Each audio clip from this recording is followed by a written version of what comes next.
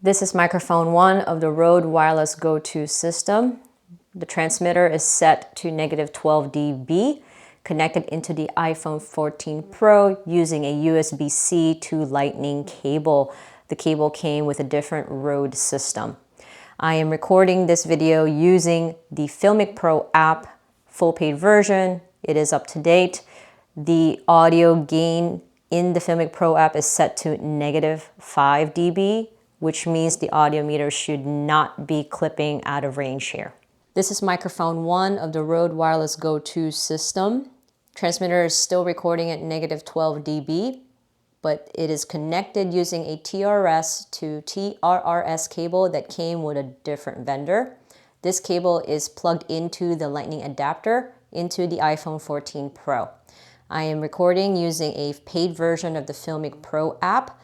The gain volume in the Filmic Pro app is set to a little above -25 dB, so my audio meters are peaking between -17 and -15 dB. This is the Filmic Pro app recording using the Rode Wireless Go 2. The transmitter is clipped to me and I am positioned behind the camera. Transmitter 1 is recording at -9 dB.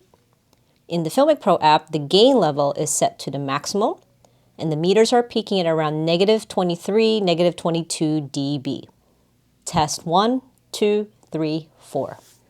This is the Filmic Pro app recording with the Rode Wireless Go 2. The transmitter is clipped to me, and I am positioned behind the camera. The receiver is connected using a TRS to TRRS cable with the Lightning adapter to the iPhone.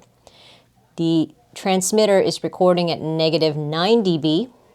The Filmic App Pro's gain level is set between -25 and -5, closer to around -20. The meters are peaking at around -15 dB. Test 1, 2, 3, 4.